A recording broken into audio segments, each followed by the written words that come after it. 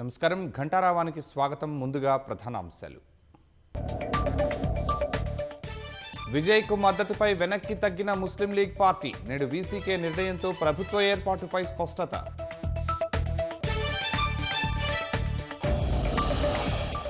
నేడు పశ్చిమ బెంగాల్లో కొలువుదీరనున్న కొత్త ప్రభుత్వం. కాసేపట్లో బెంగాల్ సీఎంగా ప్రమాణం చేయనున్న సువేందు అధికారి.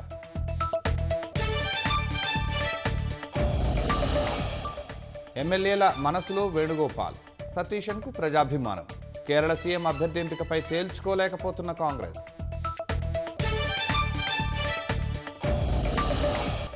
ఆపరేషన్ సింధూర్ వేళ పాకిస్తాన్కు చైనా సాయం. క్షేత్రస్థాయిలో పనిచేశామన్న ఏవియేషన్ ఇంజనీర్.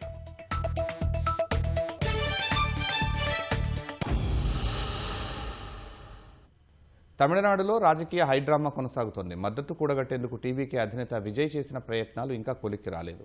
వామపక్షాలు మద్దతు ప్రకటించినా మ్యాజిక్ ఫిగర్ను చేరుకోలేకపోయారు. ఐయుఎంఎల్ మద్దతు ఇచ్చినట్టే ఇచ్చి మళ్లీ వెనక్కి తగ్గింది. డీఎంకే కూటమిలోనే కొనసాగుతానని ప్రకటించింది. వీసీకే ఇవాళ అధికారికంగా చేసే ప్రకటనతో విజయ్ సారథ్యంలో ప్రభుత్వం ఏర్పాటుపై స్పష్టత వచ్చే అవకాశం ఉంది. తమిళనాడులో ప్రభుత్వం ఏర్పాటు విషయమై శుక్రవారం హైడ్రామా నడిచింది. గవర్నర్ రాజేంద్ర అర్లేకర్ను మూడోసారి కలిసిన టీవీకే అధినేత విజయ్కు మళ్లీ నిరాశ ఎదురైంది.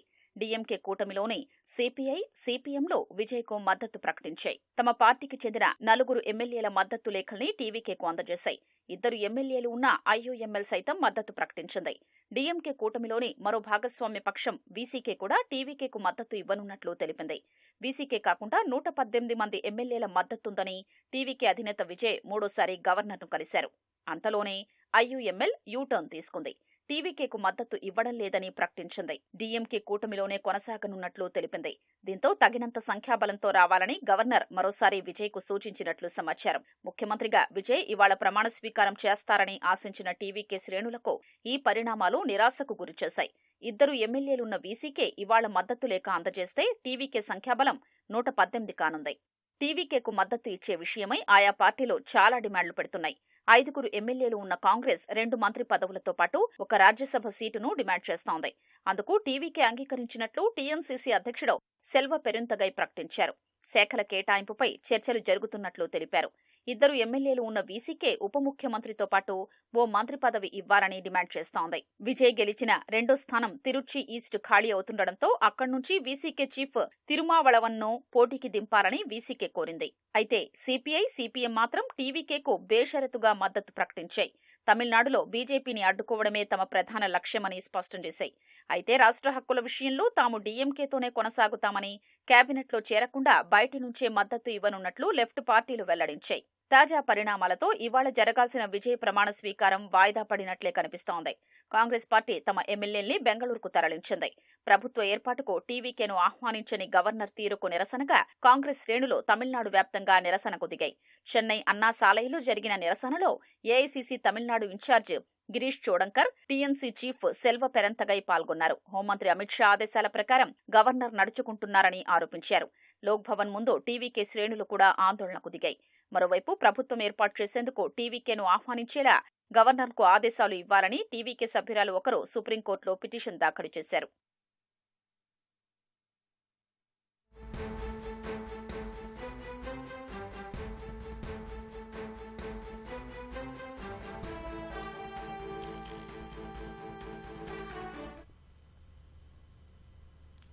తమిళనాడులో తాజా రాజకీయ పరిణామాలపై మరింత సమాచారం మా ప్రతినిధి నారాయణప్ప ప్రత్యక్ష ప్రసారం ద్వారా అందిస్తారు. కొనసాగుతుంది. కొత్త ప్రభుత్వ ఏర్పాటుపై ఇంకా సందిగ్ధత వీడడం లేదు. నిన్న పూర్తి స్థాయిలో మెజారిటీకి సంబంధించి జాబితా కానీ మద్దతు లేఖలు కానీ గవర్నర్కు టీవీకే అధినేత విజయ్ సమర్పించకపోవడంతో ఈ పరిస్థితి నెలకొంది. ఈరోజు ఉదయం 11 గంటలకు ప్రమాణ స్వీకారం చేస్తారని టీవీకే పార్టీ శ్రేణుల నుంచి సమాచారం వచ్చినప్పటికీ గవర్నర్ వైపు నుంచి, గవర్నర్ కార్యాలయం నుంచి ప్రభుత్వం ఏర్పాటు చేయాల్సిందిగా ఆహ్వానం టీవీకే శ్రేణులకు అందకపోవడంతో ఇవాళ జరగాల్సిన ప్రమాణ స్వీకారం రద్దయింది. మరోవైపు ప్రభుత్వ ఏర్పాటుకు అవసరమైన 118 స్థానాలను జాబితా తయారు చేయడంలో టీవీకే అధినేత మల్లగులాలు పడుతున్నారు. ఇప్పటి వరకు తమకున్న 107 స్థానాలతో పాటు కాంగ్రెసు, సిపిఐ, సిపిఎం మద్దతు తెలిపాయి. దీంతో సంఖ్యాబలం 116కు చేరింది. మరో 2 స్థానాల మద్దతు ఉంటే తప్ప ప్రభుత్వ ఏర్పాటుకు అవసరమైన సాధారణ మెజారిటీ సమకూరేందుకు వీల్లేదు. దీంతో గవర్నర్ 118 స్థానాలకు సంబంధించిన జాబితా ఇవ్వడం, మరోవైపు మద్దతు లేఖలు అందజేయాలని కోరడంతో నిన్న 116 మందితో కూడిన జాబితా ఇవ్వడం, అదేవిధంగా సిపిఐ, సిపిఎం, కాంగ్రెసు మద్దతు తెలుపుతూ ఇచ్చిన లేఖలు గవర్నర్కు సమర్పించడంతో గవర్నర్ సంతృప్తి చెందలేదు. దీంతోనే ఇవాళ జరగాల్సిన ప్రమాణ స్వీకారోత్సవం రద్దయిపోయింది. ఈరోజు ఉదయం 11 గంటల సమయంలో వీసీకేకి సంబంధించిన నాయకులు మీడియా సమావేశం నిర్వహిస్తున్నారు. ఆ సమావేశంలో వీసీకే టీవీకేకి మద్దతు ఇచ్చే అంశం కావచ్చు, లేకపోతే మద్దతు ఇవ్వని విషయాలను స్పష్టంగా తెలియజేసేందుకు అవకాశం ఉంది. దీంతో ఉదయం 10 గంటల తర్వాత వీసీకే తీసుకునే నిర్ణయం మీద ముఖ్యమంత్రిగా విజయ్ ప్రమాణ స్వీకారం చేసే అంశం ముడిపడి ఉంది. దీంతో 10 గంటలకు ఎలాంటి ప్రకటన చేస్తారన్న ఉత్కంఠ అయితే తమిళనాడులో కొనసాగుతోంది. గడిచిన 4 రోజులుగా రాజకీయ పరిణామాలు ఒక్కో నిమిషానికి ఒక్కొక్క రకంగా చోటు చేసుకుంటున్నాయి. తొలుత 108 స్థానాలలో విజయం సాధించిన విజయ్ టీవీకే ప్రభుత్వం ఏర్పాటు చేస్తుందని భావించారు. కానీ గవర్నర్ మాత్రం 118 స్థానాలతో కూడిన జాబితా మద్దతు లెక్కలు ఇవ్వాలని నిర్ణయం ప్రకటించడంతో 3 రోజులుగా 4 రోజులుగా మద్దతు కూడగట్టడంలో తలమునకలైన విజయ్ 4 రోజులు గడిచినప్పటికీ ప్రభుత్వ ఏర్పాటుకు అవసరమైన సంఖ్యాబలాన్ని సమీకరించడంలోనూ రాజకీయ పార్టీల మద్దతు కూడగట్టడంలోనూ విఫలమవడంతో అదే అనిశ్చితి కొనసాగుతూనే ఉంది. ఓవైపు గవర్నర్ స్పష్టంగా 118 మంది శాసనసభ్యులు మద్దతు తెలిపే జాబితా, పార్టీల మద్దతు లేఖలు కావాలని ఆయన స్పష్టం చేసినప్పటికీ విజయ్ ఆ వైపుగా ఎన్ని ప్రయత్నాలు ప్రారంభించినా కొనసాగించినా సరైన మెజారిటీ స్థానాలను, మెజారిటీ మద్దతును కూడగట్టలేకపోతున్నారు. దీంతో ఈ పరిస్థితి కొనసాగుతోంది. నిన్న చాలా ఉత్కంఠ పరిస్థితి నెలకొంది. సాయంత్రం 6 గంటల సమయంలో గవర్నర్ కలిసినప్పుడు ప్రభుత్వ ఏర్పాటుకు అవసరమైన గవర్నరు నిర్ణయించిన మేరకు 118 స్థానాల జాబితా, మద్దతు లేఖలు అందజేస్తారని అందరూ భావించారు. కానీ సాయంత్రం తెలిసింది ఏంటంటే 116 మందితో కూడిన, అంటే ఆయనకు సంబంధించి టీవీకేకి సంబంధించి 107 స్థానాలు, కాంగ్రెస్ 5 స్థానాలు, సిపిఐ 2 స్థానాలు, సిపిఎం 2 స్థానాలు, మొత్తం 116 స్థానాలకు సంబంధించిన జాబితా మాత్రమే గవర్నర్కు అందజేశారు. దీంతో సంతృప్తి చెందని గవర్నర్ 118 మంది జాబితా కావాలని చెప్పి కోరడంతోనే ఈ పరిస్థితి నెలకొంది. ఓవైపు వీసీకే మద్దతు ఇస్తుందని భావించారు. కానీ సిపిఐ, సిపిఎం బాటలోనే తాము సాగుతామని చెప్పి తొలుత వీసీకే నేతలు ప్రకటించినప్పటికీ సిపిఐ, సిపిఎం టీవీకి మద్దతు ప్రకటించిన వారి బాటలో వీసీకే పయనించలేదు. మద్దతు ప్రకటిస్తూ లేఖ ఇవ్వలేదు, తమ శాసనసభ్యుల జాబితా ఇవ్వలేదు. దీంతో 116 వద్దనే టీవీకే అధినేత విజయ్ బలం ఆగిపోయింది. ఫలితంగా కొత్త ప్రభుత్వం ఏర్పాటులో ఇంకా సన్నిహితత కొనసాగుతోంది. ఈరోజు టీవీకేకి మద్దతు ఇస్తూ వీసీకే నిర్ణయం తీసుకుంటే తప్ప కొత్త ప్రభుత్వం ఏర్పాటు కావడం లేదు. మరోవైపు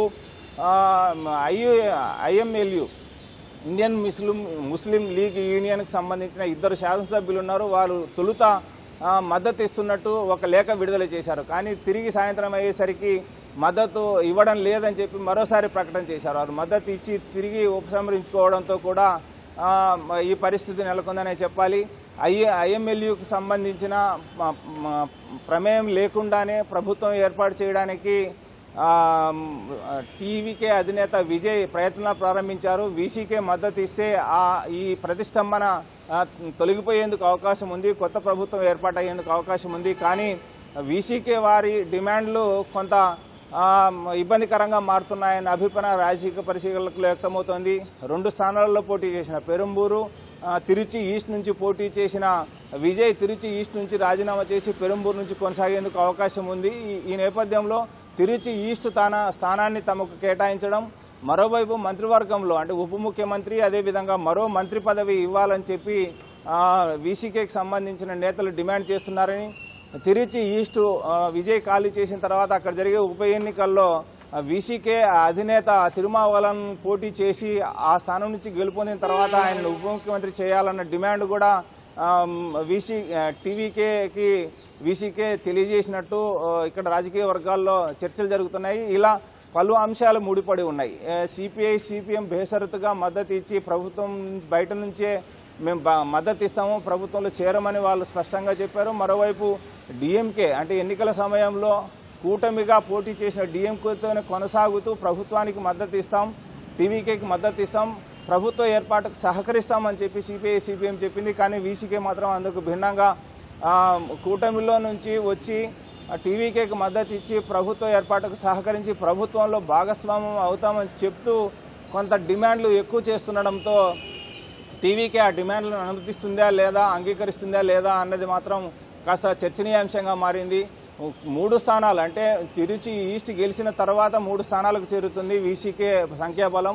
కానీ ప్రస్తుతం అయితే 2 స్థానాలతోనే సంఖ్యాబలం ఉంది. 2 శాసనసభ్యుల సంఖ్యాబలంతో అన్ని డిమాండ్లు పెట్టడం అంశంపై టీవీకే వర్గాల్లో తీవ్ర చర్చనీయాంశంగా మారింది. ఈ అంశము ఉప ముఖ్యమంత్రి పదవి, మంత్రి పదవి కావచ్చు, లేకపోతే తిరుచి ఈస్టు ఖాళీ చేసే శాసనసభ స్థానాన్ని ఉప ఎన్నికల్లో వారికి కేటాయించడం, ఇలా పలు అంశాలు వీసీకే కోరుతున్న డిమాండ్లు, పెడుతున్న డిమాండ్లు చాలా అసంబద్ధంగా ఉంటున్నాయన్న అభిప్రాయం టీవీకే వర్గాల్లో వ్యక్తమవుతుంది. దీంతో వీసీకే పెట్టే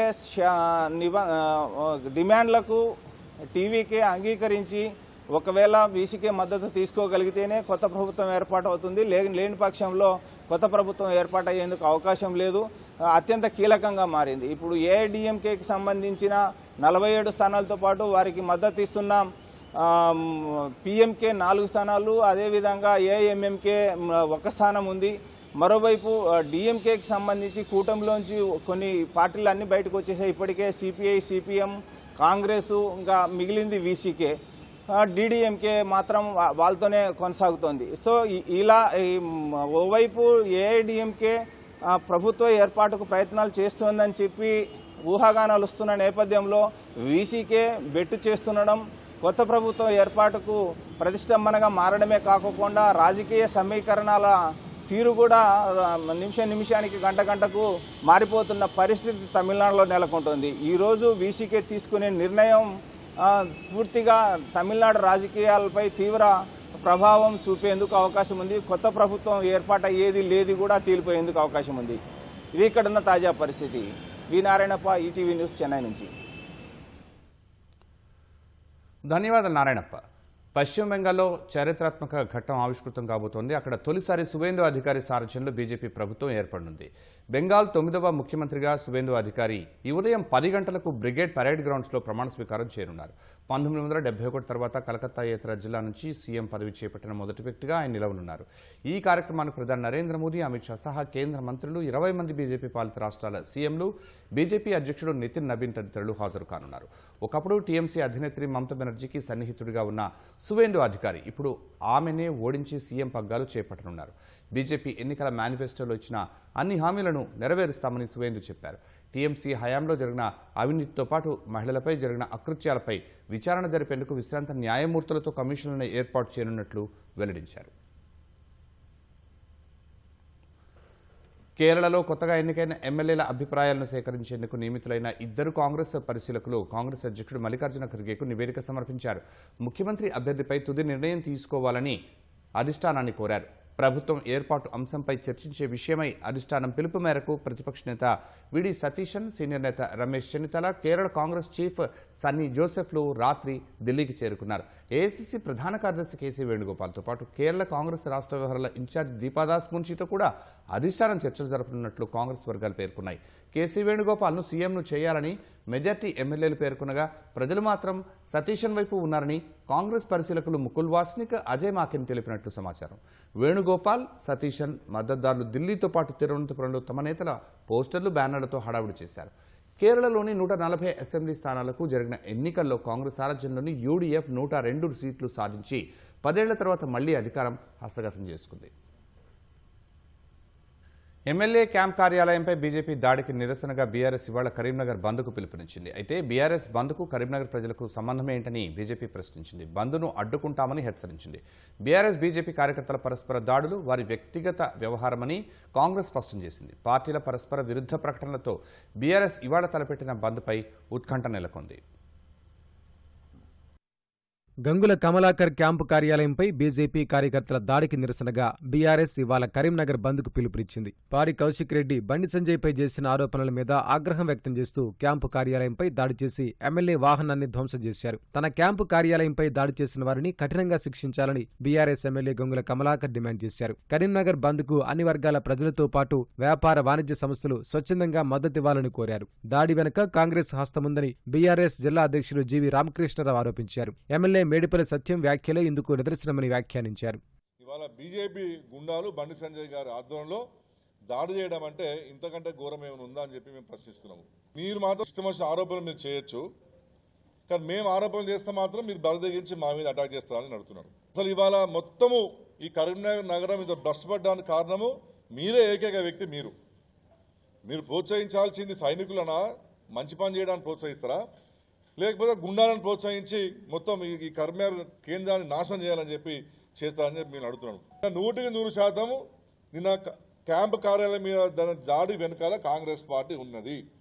దానికి నిదర్శనము నిన్న చొప్పదండి శాసనసభ్యులు ఇటువంటి దాడులను స్వాగతిస్తున్నాము, ఇంకా ఈ దాడులు కొనసాగుతాయి అన్నారు.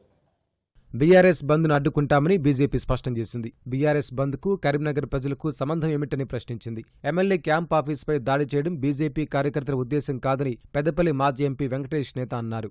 బండి సంజయ్ కాన్వాయ్పై రాళ్ల దాడి చేసిన చరిత్ర బీఆర్ఎస్ నేతలది కాదా అని ఆయన ప్రశ్నించారు. కరీంనగర్ కు బంద్నిచ్చింది అంటే నువ్వు ప్రజా శ్రేయస్సు కోరుకునేటటువంటి బీఆర్ఎస్ పార్టీ అయినట్లయితే, కౌశిక్ రెడ్డి అయినట్లయితే, బీఆర్ఎస్ నాయకులు అయినట్లయితే అసలు బంద్నివ్వాల్సినటువంటి అవసరం ఏంటి? అంటే ఈ బంద్ను ప్రకటించి రేపు కరీంనగర్ పట్టణంలో, కరీంనగర్ పార్లమెంటు పరిధిలో ఉన్నటువంటి ప్రజలను, వ్యాపారస్తులను భయభ్రాంతులకు గురి చేసి శాంతి భద్రతలకు విఘాతం కలిగించాలనేటటువంటి ఒక కుట్ర ఈ బీఆర్ఎస్ గూండాల ఆలోచన విధానంలో దాగుంది. దయచేసి ఈ అంశాన్ని కరీంనగర్ ప్రజలు గమనించాలి. కరీంనగర్ పట్టణంలో జరిగేటటువంటి బంద్కి వ్యాపారస్తులు గాని, ప్రజలు గాని ఎవరు సహకరించద్దు. మేము మీకు అండగా ఉంటాం. బీఆర్ఎస్ కరీంనగర్ బంద్లో పాల్గొనొద్దని ప్రజలకు కాంగ్రెస్ పిలుపునిచ్చింది. ఇది రెండు పార్టీల రాజకీయ విభేదాలకు సంబంధించిన అంశమని చొప్పదండి ఎమ్మెల్యే, కరీంనగర్ డీసీసీ అధ్యక్షుడు మేడిపల్లి సత్యం అన్నారు. దాడి ఘటనతో సామాన్య ప్రజలకు ఎలాంటి సంబంధం లేదన్నారు. ప్రజలను ఇబ్బంది పెట్టే ప్రయత్నాన్ని ప్రజలే తిప్పికొట్టాలని కోరారు. బీఆర్ఎస్ వాళ్ళు ఏదో చాలా గొప్ప కార్యం చేసినట్టు రేపు కరీంనగర్ బంద్కు పిలుపునిచ్చారు. ఈ బంద్లో ఎవ్వరు కూడా పాల్గొనద్దు. ఒక వ్యక్తి, కౌశిక్ రెడ్డి అనే వ్యక్తి, ఆయన నోటి దురుస్తోటి బాగా బలిపెక్కి మాట్లాడి ఆయన మీద తెచ్చుకున్న దాడి తప్ప ఇది తెలంగాణ ప్రజలకు కానీ, కరీంనగర్ ప్రజలకు కానీ సంబంధం లేనటువంటి విషయం. ఎట్టి పరిస్థితుల్లో కూడా బంద్లో ఎవ్వరూ పాల్గొనద్దు, మీ పనులు మీరు చేసుకోండి అని చెప్పి నేను కరీంనగర్ జిల్లా ప్రజలకు కూడా చెప్తున్నా. బీఆర్ఎస్ బంద్ నేపథ్యంలో కరీంనగర్లో ఎలాంటి అవాంఛనీయ ఘటనలు జరగకుండా పోలీసులు బందోబస్తు ఏర్పాటు చేశారు. అంతరిక్ష, రక్షణ రంగాల్లో ప్రైవేటు భాగస్వామ్యం మరింత పెంచాల్సిన అవసరం ఉందని, అందుకు సూక్ష్మ, చిన్న, మధ్యతరహా పరిశ్రమలు ముందుకు రావాలని మంత్రి ఉత్తమ్ కుమార్ రెడ్డి కోరారు. ఎఫ్టీసీసీఐ తెలంగాణ ఇండస్ట్రీస్ ఆధ్వర్యంలో జరిగిన ఎంఎస్ఎంఈ స్పార్క్ 3.0 కార్యక్రమానికి హాజరైన మంత్రి ఏరోస్పేస్ సెంటర్ ఆఫ్ డిఫెన్స్ హబ్గా తెలంగాణ అవతరిస్తుందని అన్నారు. 2030 నాటికి ఏరోస్పేస్ డిఫెన్స్ క్యాపిటల్గా ఎదగాలనేదే రాష్ట్ర ప్రభుత్వం లక్ష్యం అని ఉత్తమ్ కుమార్ రెడ్డి తెలిపారు. మారుతున్న యుద్ధ రీతులకు అనుగుణంగా ఆయుధాలను సమకూర్చుకోవాల్సిన అవసరం ఉందన్నారు.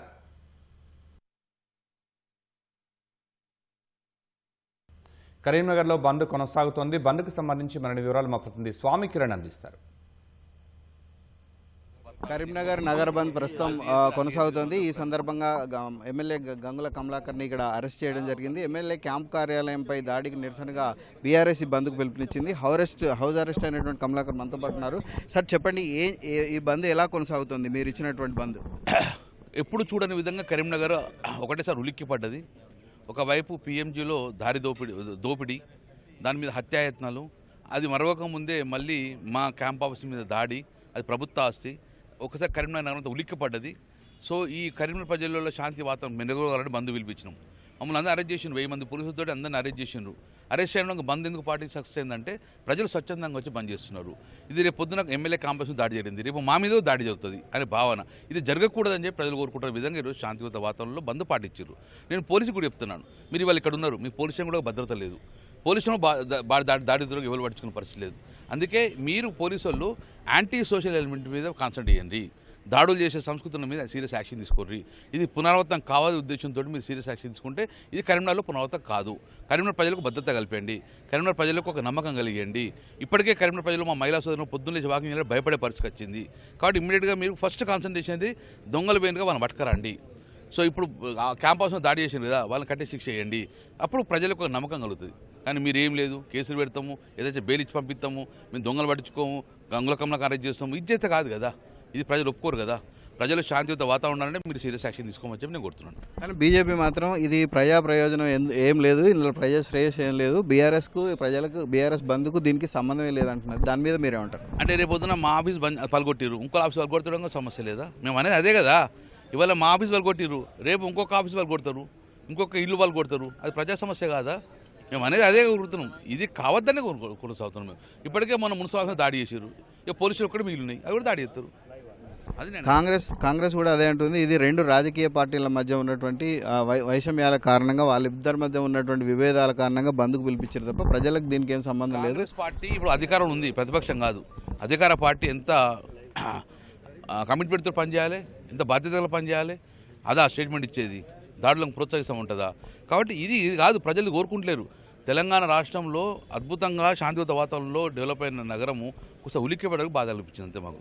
కౌశిక్ రెడ్డి ఈ అధికారిక నివాసం ఎమ్మెల్యే క్యాంప్ కార్యాలయాన్ని ఇతరుల మీద విమర్శలు చేయడానికి యూజ్ చేస్తున్నారు, అసలు అటువంటి అధికార దుర్వినియోగం అక్కడ జరిగిందని చెప్పేసి బీజేపీ వాళ్ళు ఆరోపిస్తున్నారు. దాని మీద మీరు? ఎమ్మెల్యే క్యాంప్ హౌస్ మా రెసిడెన్సీలో సహచార ఎమ్మెల్యేలు వస్తారు, అందరూ వస్తారు, ప్రతి ఒక్కరు ఉండొచ్చు. ఇది కాన్స్టిట్యున్సీ కాదు, ఇది జిల్లా హెడ్ క్వార్టర్, ఎవరైనా రావచ్చు, ఎవరైనా ఉండొచ్చు, ఎవరైనా స్టేట్మెంట్ ఇచ్చుకోవచ్చు. కానీ ప్రతి విమర్శ చేసే విధంగా ఉండాలి తప్ప కానీ దాడులు చేసే సంస్కృతి కొనసాగద్దని చెప్పి మా ఉద్దేశం. ప్రజలకు ఏం చెప్తారు, కరీంనగర్ ప్రజలకు ఏం చెప్తారు ఈ బంద్ సందర్భంగా? ప్రజలకు ఒకటే, డెఫినెట్గా మేమందరం కూడా శాంతి భద్రత కాపాడడం కోరుతున్నాము. దానికి ప్రజలు సహకరించండి. శాంతి భద్రత బాగుంటేనే అభివృద్ధి అవుతుంది. నేను 10 సంవత్సరాల ప్రభుత్వం ఉన్నప్పుడు అద్భుతంగా డెవలప్ చేసిన, ఇవన్నీ రివర్ ఫ్రంట్ ఇవన్నీ ఎందుకు వచ్చిందంటే ప్రజలకు ఇక్కడ లాండ్ ఆర్డర్ బాగుంటుందని చెప్పి నమ్మకంతో వచ్చిండ్రు. కానీ ఇప్పుడు అంతా కూడా కనుమరుగే పరిస్థితి వచ్చింది. సో డెవలప్మెంట్ కోరుకోవాలి, మనం అభివృద్ధి తిరోగరం పట్టకూడదు, పురోగతి కావాలని చెప్పుకున్నాం. ఇలాంటి సంఘటన జరిగితే పెద్ద పెద్ద కంపెనీలు వచ్చే అవకాశం ఉండదు. మల్టీనేషనల్ కంపెనీలు రావాలంటే ఇలాంటి ఒక భద్రత కల్పించాలని చెప్పి మేము కోరుతున్నాం. ఇదే గంగుల కమలాకర్ చెప్తున్నారు, కరీంనగర్ బంద్కు ప్రజలు స్వచ్ఛందంగా మద్దతు పలుకుతున్నారని, బంద్ ప్రశాంతంగా కొనసాగుతుందని చెప్తున్నారు. ఈ నేపథ్యంలో అటు కాంగ్రెస్ కానీ ఇటు బీజేపీ కానీ బంద్కు వ్యతిరేకిస్తున్నటువంటి నేపథ్యంలో ఇలాంటి దాడులను, అంటే ఎమ్మెల్యే క్యాంపు కార్యాలయం మీద జరిగినటువంటి దాడులను ప్రోత్సహిస్తూ ఆ పార్టీలు ఇలాంటి వ్యాఖ్యలు చేస్తున్నాయని, ఎట్టి పరిస్థితుల్లో ప్రజలు ఇలాంటి దాడులను వ్యతిరేకిస్తూ స్వచ్ఛందంగా బంద్ పాటించాలని చెప్పేసి ఆయన మరోసారి పిలుపునిచ్చారు. ఇది కరీంనగర్ బంద్కు సంబంధించినటువంటి తాజా పరిస్థితి. Vote studio. ధన్యవాదాలు స్వామి కిరణ్. మొక్కజొన్న కొనుగోళ్లలో రైతులకు ఇబ్బందులు లేకుండా చర్యలు తీసుకోవాలని వ్యవసాయ శాఖ మంత్రి తుమ్మల నాగేశ్వరరావు అధికారులను ఆదేశించారు. హమాలీలు, గన్నీ బ్యాగుల కొరత సహా రవాణా వంటి అంశాల్లో ఇబ్బందులు ఎదురవుతున్నట్టు తన దృష్టికి వచ్చిందన్నారు. సమస్య పరిష్కారానికి చేపట్టాల్సిన చర్యలపై సచివాలయంలో వ్యవసాయ శాఖ ముఖ్య కార్యదర్శి సురేంద్రమోహన్ చర్చించారు. మొక్కజొన్న కొనుగోళ్ల బాధ్యతను కలెక్టర్లు తీసుకోవాలని మంత్రి తుమ్మల సూచించారు. ఎలాంటి ఇబ్బందులు ఎదురైనా టీజీ మార్క్ఫెడ్ అధికారులతో సమన్వయం చేసుకోవాలన్నారు. మొక్కజొన్న మార్కెట్కు అధికంగా వస్తున్నందున ఉమ్మడి జిల్లాల వారీగా రాష్ట్ర స్థాయి అధికారులను, ప్రత్యేక అధికారులను నియమిస్తూ వ్యవసాయ శాఖ కార్యదర్శి సురేంద్రమోహన్ ఉత్తర్వులు జారీ చేశారు.